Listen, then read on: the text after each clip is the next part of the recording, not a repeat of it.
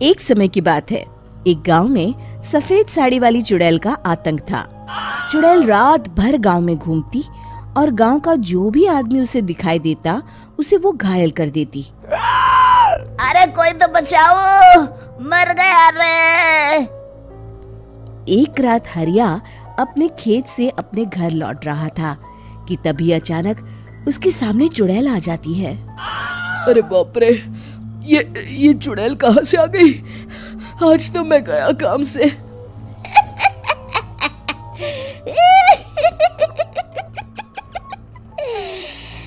आज मुझे मेरा शिकार मिल गया। अरे चुड़ैल दीदी, मुझे छोड़ दो। जैसे ही चुड़ैल हरिया की तरफ बढ़ती है, हरिया वहां से भाग जाता है और अपने घर के दरवाजे पे पहुंचता है। अरे भगवान, जल्दी से दरवाजा खोलो, मेरे पीछे चुड़ैल पड़ी है। हरिया की पत्नी जल्दी से दरवाजा खोल देती है। अरे आप इतना हाफ क्यों रहे हैं? अरे मेरे पीछे चुड़ैल पड़ी है, आज तो मैं बाल बाल बच गया। जल्दी से सभी दरवाजे और सभी खिड़कियों को बंद करके बत्ती बुझा दो। तभी चुड़ैल हरिया के घर के पास पहुंच जाती है। अरे वो आदमी कहाँ गायब हो गया? मैं भी देखती हूँ आखिर कब तक बचेगा। मैं अपने शिकार को इतनी आसानी से नहीं छोड़ती। अरे बाप रे, ये तो बड़ी डरावनी चुड़ैल थी।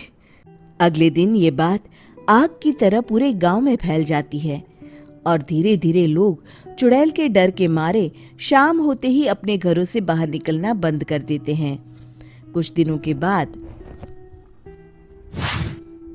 भाई, मैंने तो इस चुड़ैल के डर के मारे रात को अपने खेतों को पानी देना बंद कर दिया है। कहीं मेरी फसल सूख गई तो मैं तो कहीं का नहीं रहूंगा। साहूकार का कर्जा कैसे चुकाऊंगा? अरे भाई, पूरे गांव वालों का यही हाल है। पता नहीं ये चुड़ैल हमारे गांव में कहां से आ गई। फिर एक दिन गांव के पास वाली नदी के किनारे एक बहुत बड़े तांत्रिक के आने की बात कुछ गांव वालों को पता चलती है। वो लोग जाके ये बात गांव के मुखिया को बताते हैं। मुखिया जी, नदी के किनारे एक बहुत ही पहुंचे हुए तांत्रिक बाबा आए हैं, हमें उनसे मदद मांगनी चाहिए। वे पास पहुंच जाते हैं। ओम फट स्वाहा, ओम फट स्वाहा। तभी तांत्रिक अपनी बंद आंखों को खोलकर कहता है, क्या बात है? तुम सब लोग यहाँ क्यों आए हो? मुखिया जी उस तांत्रिक को सारी बात बता देते हैं। अच्छा, तो ये बात है। और तांत्रिक अपनी आंखों को बंद कर लेता है। मैं देख रहा हूँ तुम्हारे पूर्वजों ने बहुत पाप किए थे, जिससे ये गांव अब श्रापित हो चुका है। उसी के फल स्वरूप तुम्हारे गांव में चुड़ैल आई है। ये चुड़ैल बहुत खतरनाक है, ये किसी को नहीं छोड़ेगी।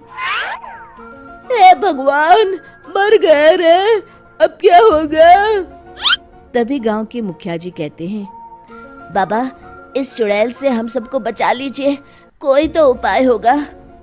इसका सिर्फ एक ही उपाय है, सभी गांव वालों को बारी बारी हर दिन अपनी आधी फसल उस पहाड़ी के ऊपर बनी काली गुफा में छोड़ के आनी होगी।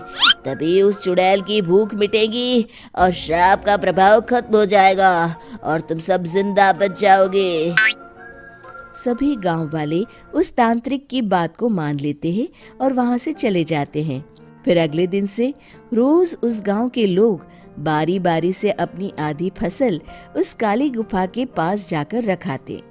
कुछ दिनों बाद हरिया की बारी आती है। बाप रे, आज तो मेरी बारी है उस काली गुफा में जाने की। क्या करूं? वो तो बड़ी खतरनाक चुड़ैल है, मेरे तो हाथ पैर कांप रहे हैं। फिर हरिया डरते डरते अनाज की बोरियां अपनी बैलगाड़ी में लाद देता है। तभी हरिया की पत्नी उससे कहती है, देखो जी, संभल के जाना और किसी भी हालत में शाम होने से पहले वापस आ जाना। उस चुड़ैल का कोई भरोसा नहीं है जी। हरिया कहकर हरिया वहां से चला जाता है। रास्ते में जंगल से गुजरते हुए हरिया की बैलगाड़ी का एक चक्का बड़े गड्ढे में फंस जाता है। हे भगवान, अब ये क्या मुसीबत है। हरिया नीचे उतर के पूरी ताकत से अपनी बैलगाड़ी को गड्ढे से निकालने की कोशिश करता है। बहुत देर मेहनत करने के बाद हरिया की बैलगाड़ी उस गड्ढे से बाहर निकल जाती है। हे भगवान, अब तो शाम होने वाली है। आज तो मैं गया काम से। जैसे तैसे हरिया काली गुफा में पहुंच जाता है। अरे मर गया रे, यहाँ तो चारों तरफ डरावना माहौल है। मैंने यहाँ आने में बहुत देर कर दी, कहीं चुड़ैल नाराज ना हो जाए। हरिया अनाज की बोरियां वहां रख के जैसे ही जाने लगता है, तभी उसे किसी के आने की आवाज सुनाई देती है। हरिया एक कोने में छुपकर अंदर देखने लगता है। चुड़ैल वहां आती है और फिर अपने चेहरे से नकली चुड़ैल का मुखौटा निकाल देती है। हरिया ये देख के हक्का बक्का रह जाता है। तभी चुड़ैल कहती है, भैया यहाँ आना। आज तो बहुत अनाज आया है, इसे मिलाकर अब हमारे पास ढेर सारा अनाज जमा हो गया है। कल ही हम इसे शहर में बेच आएंगे और माला माल हो जाएंगे। तभी अंदर से नदी के किनारे वाला तांत्रिक बाहर आता है। अरे ये तो तांत्रिक बाबा है। हाँ, अब तो हम दोनों की जिंदगी मजे में कटेगी। गांव वालों को बेवकूफ बनाना इतना भी मुश्किल नहीं था। लोग तो तुम्हें सच में असली चुड़ैल समझते हैं। हाँ, तुमने सही कहा। अब ये गांव वाले चुड़ैल के डर से जिंदगी भर इस काली गुफा में अनाज पहुंचाते रहेंगे। अच्छा, तो ये बात है। ये दोनों पूरे गांव वालों को बेवकूफ बना रहे हैं। अभी जाकर सबको बताता हूँ। हरिया उन दोनों की इतनी आसानी से यहाँ से निकल जाओगे? ये अनाज हमने अपने खून पसीने से दिन रात खेतों में मेहनत करके उगाया है। दोनों मुखिया जी के पैरों में गिर जाते हैं। हमें माफ कर दीजिए, हम दोनों एक नंबर के कामचोर हैं। बिना मेहनत किए पैसे कमाना चाहते थे। हाँ हाँ, अब हम आगे से मेहनत मजदूरी करके पैसे कमाएंगे। हमें कुछ मत करना, हमें छोड़ दीजिए। इतना कह के दोनों गांव छोड़ के भाग जाते हैं और सभी गांव वाले फिर से खुशी खुशी रहने लगते हैं। शिक्षा तभी तो कहते हैं कि किसी भी समस्या का समाधान केवल सूझबूझ से ही करना चाहिए और कभी हिम्मत नहीं हारनी चाहिए।